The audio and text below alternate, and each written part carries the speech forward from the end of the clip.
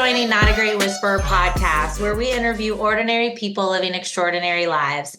I'm your host, Katy Rey, a fierce leader in the community, inspiring you to own your story and live life to the fullest.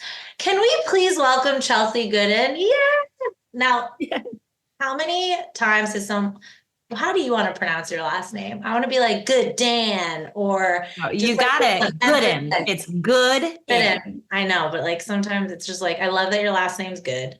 Like, because you're amazing.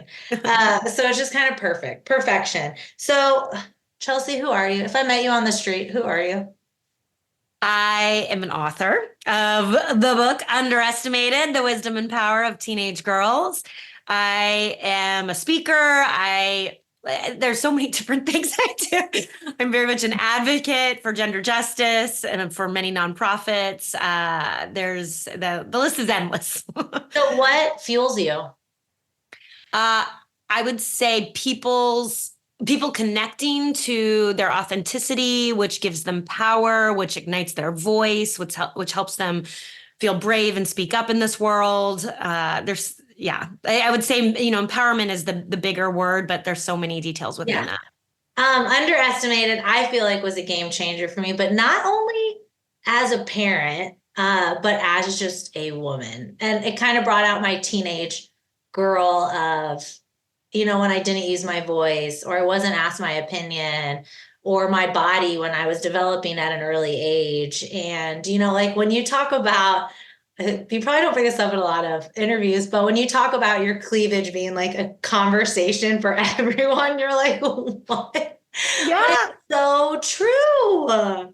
Yeah, I don't mind talking about it because I know you don't want to create space for us to acknowledge these crazy things, like that everyone would feel like they could comment on my cleavage in my like author photos on my website, everything. And that's just normal, that I need to protect everyone, like, because that's the only thing it could communicate is some sexualized narrative. Like, it's been fascinating. I know, but like when I was younger, I started developing before my sister and she was 4 years older than me. And I was like a tomboy. I was always playing sports. And I was just like, oh my gosh, I felt shame. Yeah, it's all shame. It's all one big cesspool of shame. Cesspool of shame is what we've come to chat about today. But I think it's a game changer for parents. I have sent it to so many parents because I am just like, it just opens your mind to so many things. How long have you been working with teenage girls or just youth in that? Right. So I've been working with them for 16 years, academic tutor, but then I also started volunteering my time to mentor girls from underserved communities. And it's a real like cherished one-on-one time, like a space where I was invited into a rare space of trust with these girls that is very different than a teacher or a therapist or a parent. And I realized my role in this and with this book is being their microphone, what they want to say to the world and the portal for their voice. Because I get the girls, as much as there's definitely really practical tools for parents in there. I'm not trying to be like a parenting expert type of thing. I'm actually trying to be like, this is what the girls need and want. And let me bridge that for you. Let me be a translator. Yeah, just opening minds, right? But I think what's really powerful is the difference between how people, if a teenage girl isn't talking or something, oh, she's being bitchy, she's being this, but you get to see them raw and honest, and because you've created this relationship. And it's so true, because if I look back from when I was a teenager, it's like, who could I show up to as my whole self? Right. And they actually get that safe space now with you, which is amazing. Yeah, no. And then you're so right about the teenage girl inside you. So that's been a huge part of this book too, is just healing my own inner teenage girl. And just, women across the country I'm hearing from are saying that exact same feedback. So that's just been the coolest feeling of creating that. And let's be real honest, aren't women, I can't even imagine the backlash you've gotten from women. Yeah. Have I gotten backlash from women? I haven't. And yeah, no? I gotta say, you are removing the shame from people. I would think, the women who judge you when you come in, or the women that have been like, I've been expecting it. You're protected. No, trust me. I've been expecting backlash in a way that, like, any artist puts himself out there. Everyone's going to have an opinion. And I really haven't gotten it. And I'm like, but I mean, who knows? Maybe it'll come. Or I think people really sense my just open hearted sincerity. And that if you're going to come for me, like, it's going to be hurtful, Yeah. And Like, please don't hurt I me. really just poured my vulnerable heart into this book. So I don't know. I think people are maybe feeling that vibration from me. I guess we'll see. It's going to unfold. Well, I'm glad you haven't. That means you open more minds. And it's sad that I had that negative connotation, but let me tell you, I feel like just growing up, being in an IT atmosphere of mostly men, the women were the harshest. Like it was harsh sometimes. And I am all about empowerment and just like-minded women around me. But I was thinking because your message is so powerful and it opens up wounds and it also makes us realize how we've created this stereotype for teenager, like also as women. Yeah. That it We're would all like some victims people of would the be like, same. Yeah, we're all victims of the same socialization, right? Like I have a great deal of compassion for women I know. who, continue these narratives and, they're perpetuating the cycle, right? Of what their mom taught them and so on. And I mean, I maybe have had a few triggered moms in all fairness of just like, about social media or about selfies, like things that they feel very certain that their perspective and their experience is very, they're latched onto their experience of it. And that's valid. They may have had some real struggles with it, with their daughter and so on. So it's not even that I'm trying to disagree with anyone. I'm just trying to share the experiences of these girls. It's a lot of, it's over 100 girls of all different diverse backgrounds. So I was surprised how much consistency there was. And I think that people, when they read the book too, they're always like, oh, whoa, they're like a chorus actually saying the same thing. And so, I know. I stand by the girls always, no matter what. And I just try to do right by them. Lots of times, even when I'm doing interviews on the news and stuff, I'll call girls afterwards. I'll be like, did I say that right? Like, I'll check in with them. You're like, calm down, Chelsey. You're great. You nailed it. But I think that is amazing that you check in with them. I mean, the respect level is there. But I'll tell you what, your social media message helps me. Because I am very big on open communication, letting the kids know you're not going to have social media, maybe until you're older. But it helps me realize I need to get their opinion and understand what they think about it instead of just like, no, I control all. Yes. Oh, you just summed it up. And now that's what I just try to say. Like the girl wants her voice to be part of the conversation. That's it. If you respect her voice, she's likely more to listen to you and what you want. But you gotta, and it's wild though, when you do ask them, they have really smart thoughts on things, right? It's the wisdom of the girls. And so often when I understand, like, why do you like it? What do you get out of it? And when I seek to understand first with that non-judgmental, genuine curiosity, they usually, wonderfully surprise me in how much they are making healthy, responsible choices for themselves. Oh yeah. And we talked about how I made sure my spouse listened to the chapter 3 sexuality on my Audible with me. I'm like, no, we're sitting down. We're not watching a show. We are listening to this because I, a couple years ago, I told him I'm going to teach them anatomy and how like what they're not right now. She's 8, but anatomy, yes, but not sexual thing, but I'm going to teach them the right way because for me, I was just like a thing. Like I wasn't like, there was nothing about my body that was really mine. Yeah. Like it wasn't. And so when that I was like, okay, we're getting into it. How hard was it to write that chapter? Did it open anything for you? Oh my gosh, I have been on a journey to be able to write that chapter. I mean, that chapter has been such a sign of like my own personal growth and healing my own inner teenage girl. Like I had baggages of shame around my sexuality, my body. And that's what my biggest first piece of advice in that chapter is to a parent, if they have a hard, parents come to me being like, how do I talk to my daughter about sex? And I'm like, first, figure out why it's hard for you. Why are you uncomfortable talking to her about it? Go heal that first because she's going to feel the wounds. She's going to feel the vibrations. You're going to pass them along. And that takes work and it takes entering places of shame and really hard spaces. But I mean, I have been there. I have been in those dark trenches and I feel on the other side in a big way. And it's so worth the work. It so is. And, I talk a lot about, a lot of things in that. But I mean, anatomy, by the way, knowing your own anatomy, it's hysterical how we don't teach girls where the clitoris is, where, Right. yeah. By the way, everyone's using the wrong term. Also, everyone says vagina and it's actually Vulva. vulva. I know. Right. I've been actually trying to implement that in my household, and my son just goes, "Okay, vulva," and like walks away. And I'm like, whatever. You're so right. Like it's so crazy to me. It just blows my mind. But even I would like to go around to the men who vote on our rights and be like, can you find the clit? Yeah, Tell me right. where it is because you're voting on my body and my Yeah. rights. Tell me the actual journey of, Yeah, how show getting me impregnated. Like, where does the egg go? Where does it, where is it? Like, I'll tell you, I did IVF for my kids because my fallopian tubes were blocked. And I'm gonna be honest, I was 28 and I was like, well, how big are they? Like, how big are they? That you have to remove them. Like, wow, how bad is this surgery? And they're like, oh, they're like this big. It's the laparoscopy. And I was like, oh, okay. Yeah, we don't know. What is wrong with me? No, you just weren't taught. No, but that's what I'm saying. Like, Yeah, no, sex education curriculum is abysmal. And I say in the book, right? Only 18 states require that sex education be medically accurate. I can't. Yeah. I And said that then to my there's the sister, stat, and they're like, only, I'm sorry. What? yeah, and then only 11 states require that consent be taught.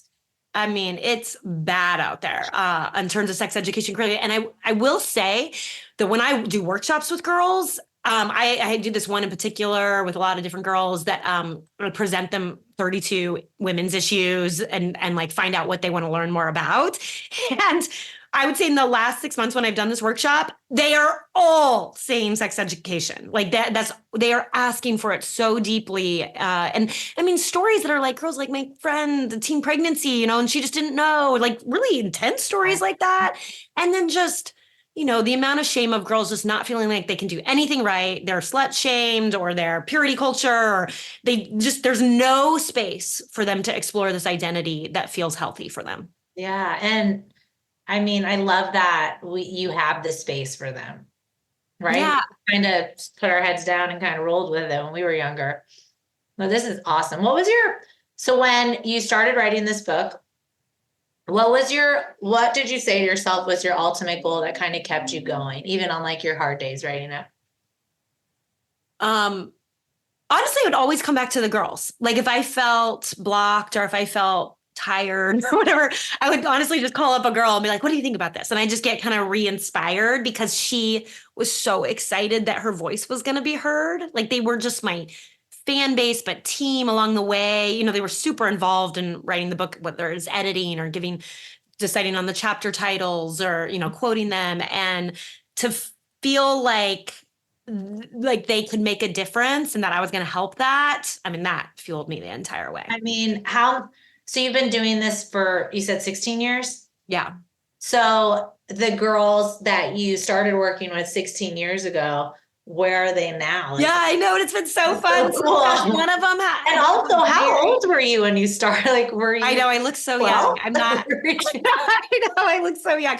I'm 40 years old and no one would ever know. I kid you not, I just drink a lot of water. It's been funny in like publicity circuits, like trying to figure out, most women want to look young, but I also want to be taken seriously. Yeah. It's a whole situation, right? But yeah, a lot of these girls, by the way, many of them came to events on my book tour in various cities, and they're all grown up, and I stayed so close with every single one of them. So it's been so fun to see that, especially, I mean, there's girls that are older whose stories still landed in the book too. Oh, wow. And so do you have some of the girls from 16 years ago? Yeah, exactly. Yeah. So I would say like Addison, in that story about Addison doing fundraising the money to build a school in El Salvador.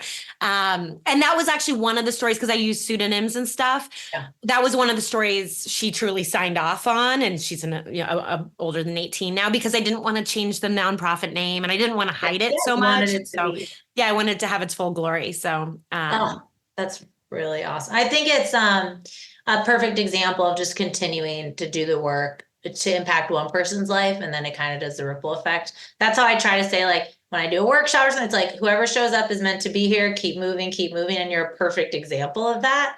How hard has it been though, just being just in a big atmospheres of entertainment and stuff, of staying true to your core, right? I mean, I guarantee there's men who might make comments or something. Like, Yes. how do you stay true to your core? Ooh, and I don't think I could have done this 5 years ago, right? Because I had to really know what my core was and know what my integrity was and what I was willing to bend on and what I was not. Because the editing process on a book, and I love my editor, but you totally hear commentary from a lot of voices that if I had been just even a little more insecure, I'd been like, okay, well, you know better, you know better than me. And there was definitely times I was like, no, like, I know I'm right on this. Like, I'm the person that's going to have to stand by this book for years and years and years. And I did push back on things, and the actual journey of writing a book is a huge process of you owning your truth and your voice, because you could bend in a million different directions. Yeah. But I mean, you know that you wrote, right? Yeah, Didn't you write? I did. I spoke mine. I had a ghostwriter because I can't really sit and write. So I would send my voice recordings over. Oh, cool. Because I'm not a great whisperer. I speak a lot. I talk too much. It's just something I do. And that's okay. But I love that. Who are you at your core? It's gosh, good. Woo, what a question. Who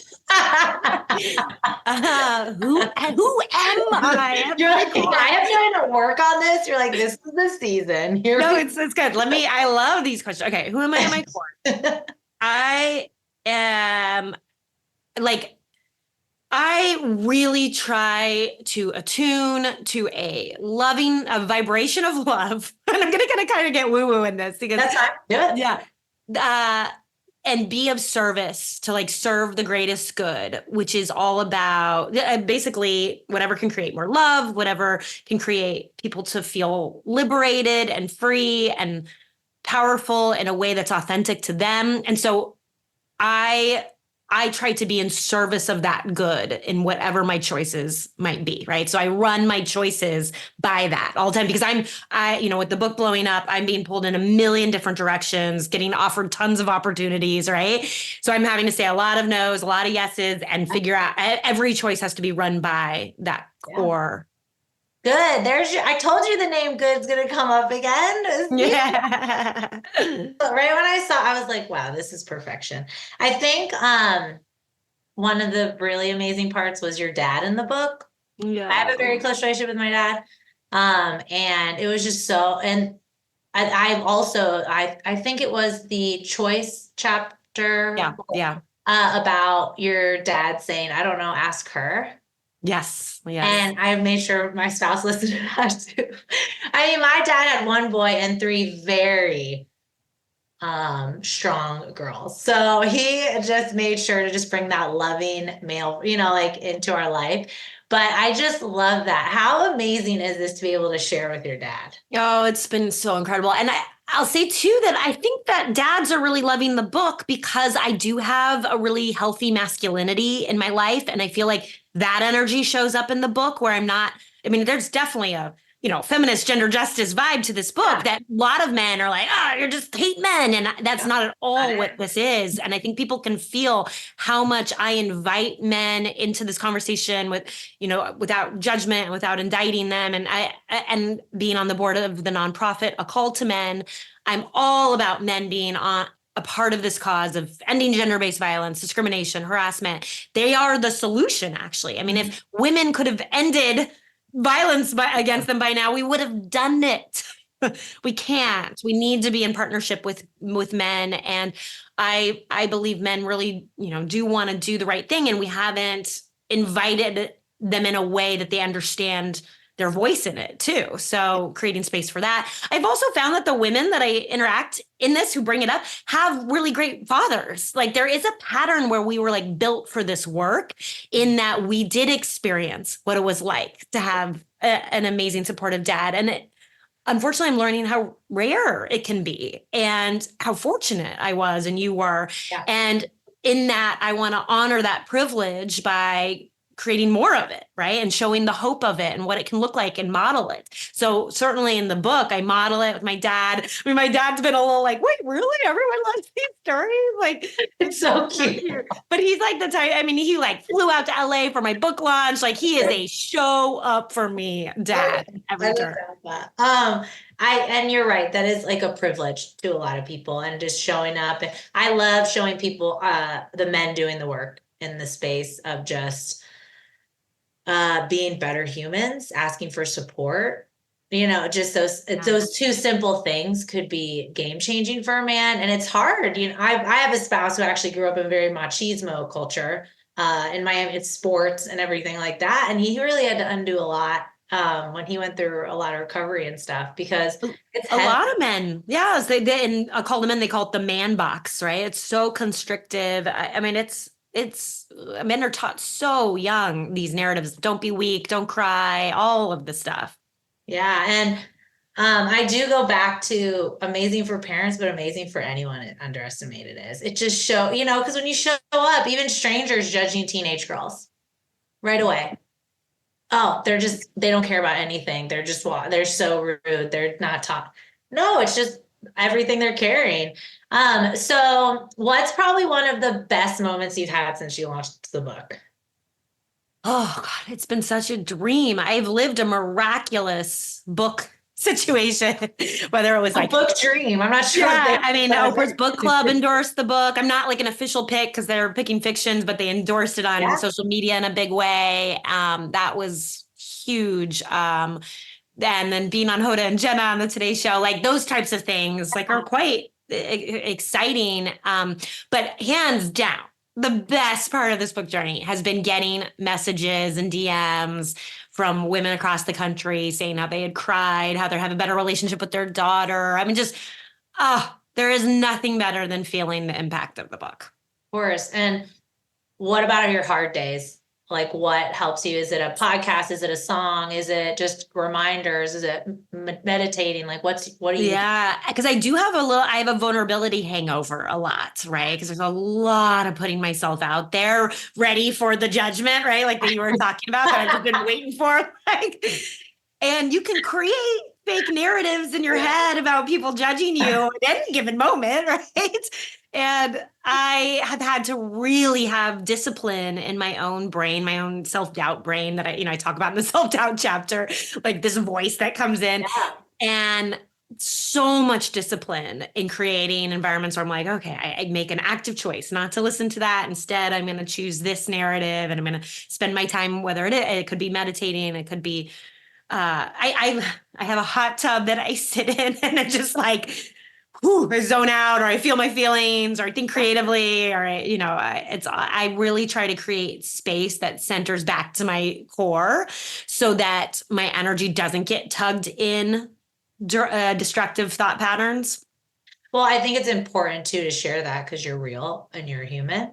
But just like anybody, like, where are you going to put the effort? Like, you can sit in someone, and I feel bad that I brought up like judgment, because you're like, ready for the judgment, but it's like real life. People don't want to release their shame, so they carry it, and then they put down people who are just loving on people. Like, we're just trying to love on people. I know, and I will say that's kind of the core message of the book don't judge. Release it. Yeah. I know it is 100% the core message, but I think there's so much to learn in it, and I feel like every chapter has some nugget that you're just like, whoo, Chelsey, what the hell just happened? Because like, I've done the work. I'm a very comfortable person with myself. But when you think back, right, it's not like you put the past away, you heal it, but you're just like, how obvious was that? And we all were just living in it. Yeah. Like, we were just living in it every day. Every day we were just judged every day. Because I wore smaller shirts. I probably shouldn't have worn those shirts. Let's just be real. No, where would I be? I don't know. I'm in such a state now. We're still talking about this so much later, about what shirt you were like. Oh my gosh. But it's so true, because I mean, I didn't own like come on, let's be real. I feel like, looking back, my sister always jokes that every time I stole one of her shirts, I would stretch out the top. because I probably did. But I like laugh because I'm like, oh my God, you were shaming me. She's like, no, I wasn't. I just wanted my shirt back. I mean, it's like I like to laugh about things, but it's real. You're totally right. Body image stuff we've had to work out. I think it's beautiful that women embrace their bodies now, Yeah. especially with all the judgment still. You did a reel that was like about a teenage daughter like sharing her first time and that she experienced pleasure. And you're like, this is the mom's reaction from when I was a teenager.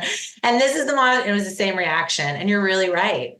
You're Yeah. really right. It was like same reaction of like, oh, you had pleasure and you had sex for the first time. Like it was Yeah. crazy because you're right. It's still around. It's just like so many stigmas. Well, I talk about in that sexuality chapter how the word pleasure is actually the word that really scares people. Like this idea that a girl might want to pursue pleasure. Like, yeah. why is this radical thing? Because we permission boys in the media that's no big deal. Like they were like, oh, did you get something? Like there's a whole Yeah. pleasure narrative for them. And girls, oh my gosh, no, like this needs to be shut that down, protect, protect. And I see that, like, have you been in schools yet? Like, have you been able to talk to high school? Like, are schools allowing So you? in terms of like sex education type of talks, like it is so hard. And so I am trying to find my way. Like I have some ideas. I'm not giving up on Don't give up. Do not. Yeah, so I have plans to like. But you need to talk about just being an author of a book in front of groups of. Okay, so yeah, for sure. No, it's been exciting. All sorts of environments I get invited into to speak. I mean, I've worked with a group of naval officers. I spoke on Necker Island. Richard Branson was there with all these like top executives. Or it can be, it could just be empowerment workshops with girls. Like I love translating that the tools I learned from teenage girls can be used with everyone. And I call it creating psychological safety, emotional safety, which in the workplace is a huge issue. Employees do not feel safe to share their thoughts. They are scared of being judged. Everyone. It's one of the hardest things to measure. It's one of the hardest things. I work with corporations on that. It's so hard. And you're so right. Because yours is all communication, really. In the book, it's just teaching you how do you communicate with people? How do you create that loyalty, that trust, that, like that respect level with all ages, right? Especially totally can be translated in the workplace. I think psychological safety just describes being a teenager. Like, did we have psychological safety? Maybe our next book can be called Psychological Safety.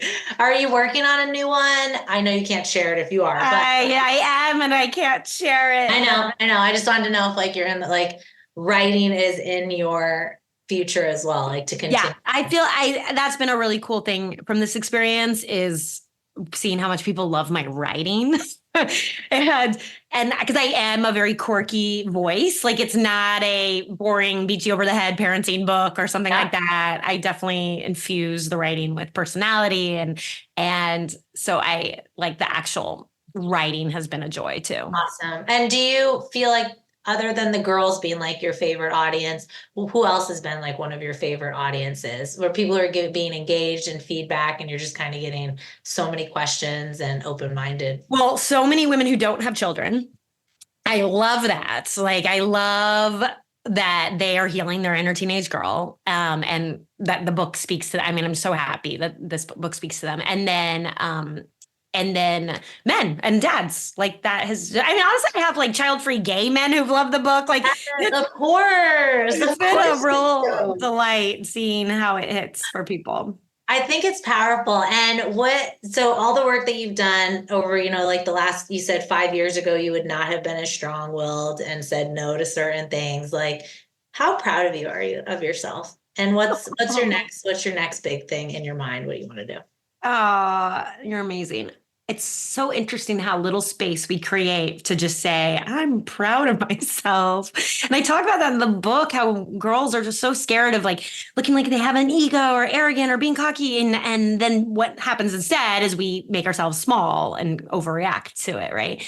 And pride, saying I'm proud is one of those emotions that I like really trying to sit with too, because there is like confidence and self-worth and self-acceptance and these narratives that are super important. And then there is ego in the world, right? Because I can actually see now that I'm getting so much attention, I can see how people get sucked into ego stuff.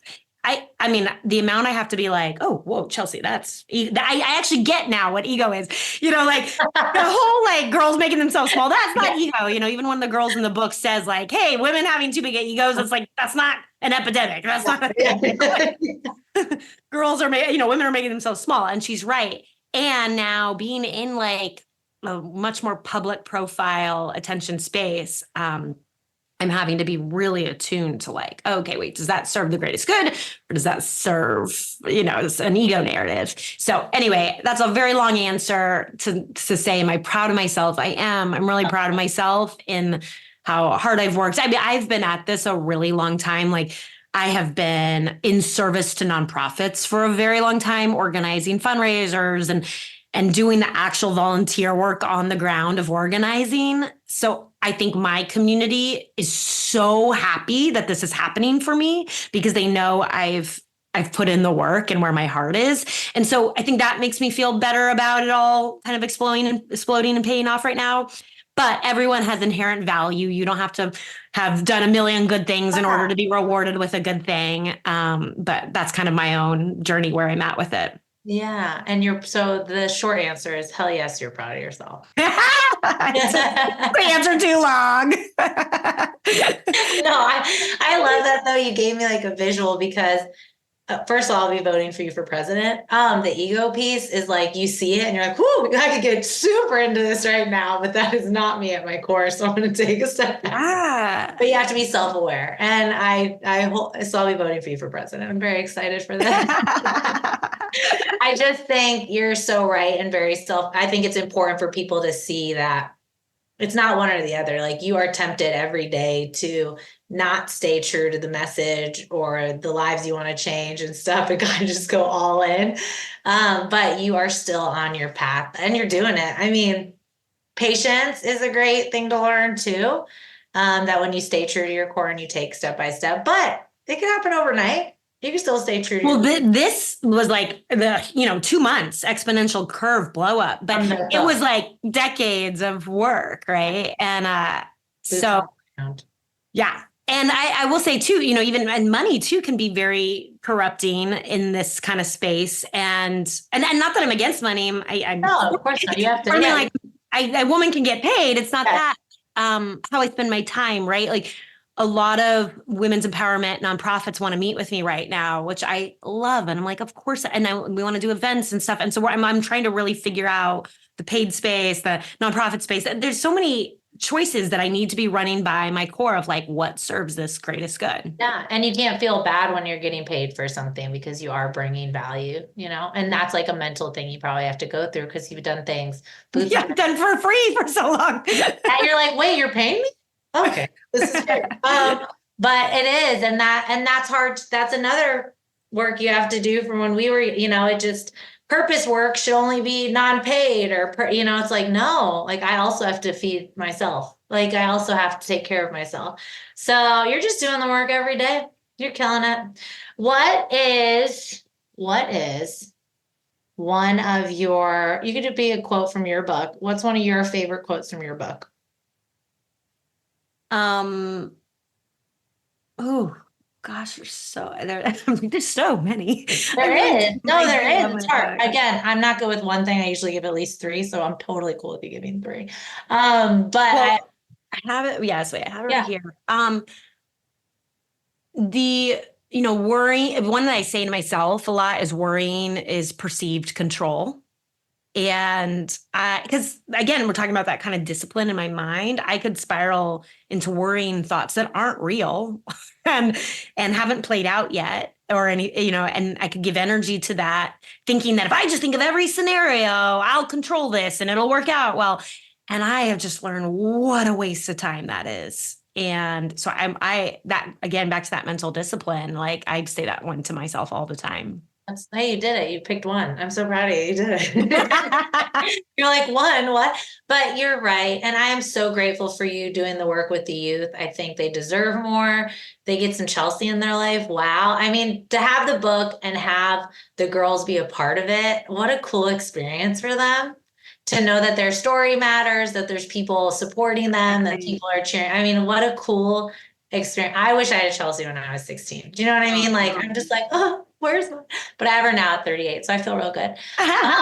But where can we find you? Like, not your address or your social, but like, where can we So Instagram is definitely the easiest way to follow me, just at Chelsey Goodan. And my website, chelseygoodan.com. And and just in general, like people can reach out. Like I'm excited for the ideas that are coming my way. I've really learned how many book clubs are using this book, or how I've learned a mom and a daughter reading the book together has been really special. Like it's been so cool hearing from people experiencing the book and understanding how it's impacting people, because that helps me understand like where I want to go next in the conversation or the type of change I want to create. So I'm in a constant feedback of like attuning to how what does the world need, right? What do you need? So like I appreciate that give and take in spaces, like whether it's social media or somewhere like that. Well, you know what? As someone who works with teenage girls, you know how important feedback is and just opinions and stuff. I love that you are like, just throw it at me. I need to know. I need to hear about it. But I can't even imagine how many mom book clubs you're in right now. Oh, I know, right? Like it has to be a ridiculous amount. Like I can't even. Well, so on my website too, I think it'll go live today or tomorrow. I mean, I have a book club guide actually now. So I really like, and yeah, actually you're the very first podcast I'm announcing. I love it. And I'm going to share that with my book club homies in Tampa. But I think that's fantastic. I love it because you're changing the parenting game. We need to change. As much as I love my parents, like stuff has to change. But also the way, like we got to heal. Like we have to heal. We have to own what happened. We have to own where we are today. Like there's just so many things. And the men, like this isn't a rah rah, I hate men, let's keep going forward. No, it's like learn about us. Like here's a little bit of tips. Like we want you in our life. Like however that looks, as a friend, as a dad, as a however that looks. I love it. I am a fangirl. Here I am. Oh, one other thing is the funny thing when you're like, boss babe, boss girl, like in the one chapter when you're because I got to at the beginning, the self-doubt chapter. Yeah. And I was like, oh my gosh, how many times do I, because I'm a lot of like women empowerment, but I just started laughing because your like personality came out in that little spot. But it's just so great. It's so real and important. And you can find Chelsey on Not a Great Whisperer podcast, katyray.com. You are a joy. I appreciate you so much today for just showing up and just sharing your message. I'm excited for whatever is next for you. I hope it is as much success as Underestimated is. Yay. Thank you so much. My joy. Such good questions. Thank you. Oh my gosh. Thank you. You are amazing.